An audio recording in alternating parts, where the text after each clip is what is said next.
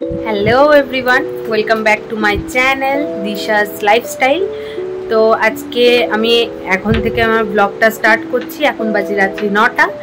তো আজকে আমার বেবির 3 মান্থ বার্থডে, তো সেটাই এখন ছোট্ট করে সেলিব্রেট করব বাড়ির সবাই মিলে। রিশা এখন কাঁদছিল, তাই ওর ঠাম এসে ওর কোলে নিল। তো ঠামের কোলে গিয়ে একদম দেখো চুপ হয়ে গেছে। ওর রিশাকে রেডি করাতে চলে গেলাম। ওকে ড্রেসটা চেঞ্জ করিয়ে দিয়ে, যেই ড্রেসটা আমার শ্বশুরমশাই ওর জন্য নিয়ে এসেছে সেই ড্রেসটা পরিয়ে দিলাম। এইটা আমি কোথা থেকে নিয়েছি তোমাদের যদি ভালো লাগে তাহলে অবশ্যই গিয়ে শর্টসটা দেখে এসো। শর্টস ভিডিও আপলোড হয়ে গেছে। বেবিকে ক্রিম মাখিয়ে সমস্ত জুয়েলারিগুলো পরিয়ে দিচ্ছি আস্তে আস্তে। আমার বেবির নিকনেম হচ্ছে রিশা। প্রতিটা মেয়েই যখন প্রেগনেন্ট থাকে তখন তার বেবির কোনো না কোনো নাম বেছেই রাখে। আমিও এই নামটা বেছে রেখেছিলাম। আমার হাজব্যান্ড আর আমার নাম মিলিয়ে ওর নাম রেখেছিলাম। আমার নাম দিশা আর আমার হাজব্যান্ডের নাম রিতম। তো রিতমের রি আর দিশার সা মিলিয়ে রিশা রেখেছি। তো আমার খুব ভালো লেগেছিল নামটা। আর ছেলে হলেও একটা নাম বেছে রেখেছিলাম, যে যেটাই হবে তার নামটা ভেবে রেখেছিলাম। আর ভালো নামটা জানতে হলে অবশ্যই কমেন্ট করো, তারপর নেক্সট ভিডিওতে আমি অবশ্যই জানাবো ওর ভালো নাম কি। কথা বলতে বলতে দেখো ওর পুরো রেডি হওয়া হয়ে গেছে প্রায়, কিন্তু না হেয়ার ব্যান্ড পরতে একদমই ভালোবাসে না, কি জানি কেন। ওকে হেয়ার ব্যান্ড পরাতে গেলে প্রচুর অসুবিধা হয় আর ও খুলেও ফেলে, মাথা দিয়ে ঘষতে ঘষতে খুলে ফেলে। তোমরা দেখো আমার মেয়েকে কেমন লাগছে অবশ্যই কমেন্ট করে জানিও। ওকে রেডি করাতেই আমার অনেকক্ষণ টাইম লেগে যায়। এরপরে আমি রেডি হয়েছি।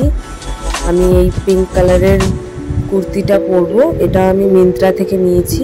তোমাদের যদি লিংক লাগে অবশ্যই বলো, আমি কমেন্টে লিংক দিয়ে দেবো।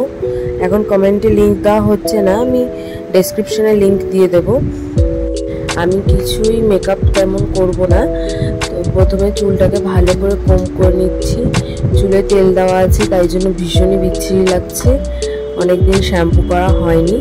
তো তারপরে বেবি উইপস দিয়ে মুখটাকে ভালো করে পরিষ্কার করে নিয়ে রিও হার্বসের অ্যান্টি এজিং টোনিং মিস্টটা ভালো করে স্কিনে স্প্রে করে নিয়ে তারপরে ভালো করে অ্যাবজর্ব হয়ে গেলে আমি সিরামের ভিডিওটা তোমাদের সাথে শেয়ার করতে পারলাম না, ক্লিপটা আমার কাছ থেকে হারিয়ে গেছে। দেন আমি ফরএভার 52 ফাউন্ডেশন ইউজ করেছি, শেড নাম্বার কাস্টার্ড। তোমরা যদি কেউ নিতে চাও অবশ্যই নিতে পারো। আমার স্কিনের সাথে তো খুবই ভালো যায় এই শেডটা, একদম স্কিন টোনের হিসেবেই। তোমরাও নিতে চাইলে নিতে পারো, আমি লিংক ডেসক্রিপশনে দিয়ে দেবো। তারপরে আমি আর্থ রিদমের একটা লিপ অ্যান্ড চিক টিন্ট নিয়েছি। এটাও আমার ভীষণ ভালো লেগেছে। এটাই আমি গালে, ঠোঁটে আর একটু চোখের ওপর ইউজ করেছি, ভীষণ ভালো ফিনিশ দেয়। তারপর আমি ম্যাকের কম্প্যাক্টটা ফুল ফেসে অ্যাপ্লাই করে নিয়েছি। দেখো কেমন লাগছে। চটজলদি এর থেকে বেশি আর কিছুই করতে পারলাম না, তবুও আমার মেকআপটা খুবই ভালো লেগেছে। খুবই তাড়াতাড়ি মেকআপটা কমপ্লিট করেছি, উইদিন 10 মিনিটসের মধ্যে আমার মেকআপ কমপ্লিট। আমার ম্যাকের কম্প্যাক্টের শেড NS32। তোমরাও যদি এটা নিতে চাও, এটা খুবই ভালো, প্রাইসটা একটু হাই কিন্তু খুবই ভালো। তুমি যদি ফাউন্ডেশন অ্যাপ্লাই নাও করতে চাও তাও কম্প্যাক্টটা দিয়ে লিপস্টিক পরে নিলেই ব্যাস তোমার ডান। তোমরা এটা অবশ্যই নিতে পারো। তারপর চশমাটা পরে নিলাম। এটাই আমার ফাইনাল লুক। কেমন লাগছে অবশ্যই জানিও। আর এই যেটা হচ্ছে আমার বেবির কেক, এটা আমার ননদ নিয়ে এসছে। এই যে মোমবাতিটা দেখছো, ওটা একটা টেডি। আমার তো খুব ভালো লাগলো, নতুন দেখলাম। কেক খেতে আমার ভীষণ ভালো লাগে। আর সাইডে আমি জেমস দিয়ে একটু ডেকোরেট করেছিলাম। আর পিছনে ব্যাকগ্রাউন্ডটা অতি জঘন্য হয়েছে জানি, তবুও যাতে ছবিতে ভালো আসে তবুও একটু করেছিলাম। দিয়ে লাস্টে দেখলাম ভালো লাগছে না, যে এরকম করে পাচ্ছি সেরকম করেই করেছি। এই যে এখন ওকে নিয়ে কেক কাটিং হবে, কিন্তু বেবি এখন ঘুমিয়ে গেছে, কিছুতেই উঠছে না। ওকে নিয়ে সে অনেক চেষ্টা করা হলো উঠানোর জন্য, ওর বাবা শেষ পর্যন্ত ওকে উঠিয়ে দিল। এই যে এখন ও দেখো কেক কাটিং করছে। আমার তো খুব ভালো লাগছে, প্রতি মাসেই এরকম ছোট্ট করে ওর বার্থডেটা সেলিব্রেট করা হয়। আমার ভীষণ ভালো লাগে। আমার শ্বশুর শাশুড়ি দুজন মিলে ওর সাথে কেক কাট করছে।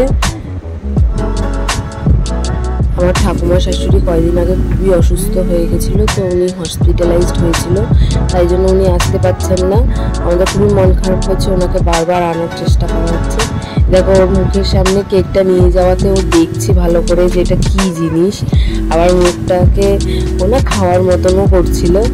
তো থুতু তুলছিল, সেই জন্য ওর বাবা মুখটা ক্লিন করে দিল। ওকে এখনও মুখে প্রসাদটা হয়নি, ওকে এখনও দেবে না, জাস্ট মজা করা হচ্ছিল। আর এদিকে দেখো ক্যান্ডেলটা নিবানোই হয়েছিল না, তো আমার শ্বশুর ফু দিয়ে নিভিয়ে দিল। ক্যান্ডেলটা খুবই সুন্দর, গলে যাচ্ছিল বলে নিভিয়ে দেওয়া হলো। এরপর আমরা সবাই মিলে কেক কাটিং করব, তার আগে সবাই মিলে এক এক করে ছবি তুলে নিয়েছিলাম। এই যে এবার যারা ছবি তুলছে হচ্ছে আমার দুই ননদ।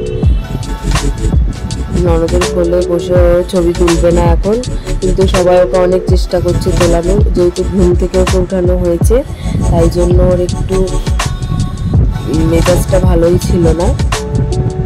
এই যে এখন একজনের কোল থেকে আরেকজন নিয়ে যাচ্ছে, কিন্তু ওরা ঠিক করে নিতে পারছিল না, তাই জন্য আমি আমার ননদের কোলে ভালো করে দিয়ে দিলাম। আর ও দেখো খুব সুন্দর করে ওকে ধরে ছবি তুলেছে। ওকে নিয়ে কালকে একটু বেশ অত্যাচারই হয়েছে বলতে পারো, কিছু করার নেই, সবাই মিলে একটু মজা করছিল। দেখো ও জেমসটাকে কিভাবে ধরে রেখেছে, মনে হচ্ছে জেমসের অ্যাড করছে। আমার তো দেখে খুবই ভালো লেগেছে। নিউবর্ন বেবিদের ছোট ছোট এই কাজগুলো না প্রতিটা মায়ের কাছেই বোধহয় স্পেশাল লাগে, আমার তো খুবই স্পেশাল লেগেছে। এই যে এবার আমি আর আমার বর চলে এসেছি, খুব সুন্দর করে এবার আমরা দুজন মিলে ছবি তুলছি, ছবিও তুলেছি, ভিডিও করেছি। আমি যাওয়াতে ও আমার কাছে আসার জন্য পাগল হয়ে গেছিল। বাবাকে বেশি ভালোবাসি, এখন আমাকে খুবই চিনে গেছে, আমি গেলেও আমার কোলে আসবে। আর আমার শ্বশুরমশাইকেও খুব ভালো করে চিনে গেছে। তো ওকে এখন হাতের মধ্যে চকলেটটা ধরানোর চেষ্টা করছি, ও চকলেটটা ধরেও আছে, কিন্তু একটু পরে ফেলে দিবে, ও আর ধরে রাখতে পারেনি। তারপরে আমরা ওই কেকটা নিয়েই ধরে ছবি তুললাম, আর ওই তখনই ওর মুখে দেওয়ার চেষ্টা করলাম। ও দেখছি হা করছে। এইসব ছোটোখাটো মুভমেন্টগুলো আমাদের কাছে অনেকই স্পেশাল, আমার আর ওর বাবার কাছে অনেক স্পেশাল। শুধু আমার আর ওর বাবার কাছে না, গোটা ফ্যামিলির সবার কাছে খুবই স্পেশাল। আমার মা এসেছিল কিন্তু থাকতে পারেনি, বৃষ্টি হচ্ছিল, তো আমার মার খুব কষ্ট হচ্ছিল, মা ভিডিও কলেও ছিল, আমারও খুব খারাপ লাগছিল মা থাকতে পারেনি তাই। তারপর বেবিকে ভালো করে শুইয়ে সাইডটা পুতুল আর জেমস দিয়ে ডেকোরেট করে রিলস বানাচ্ছিলাম।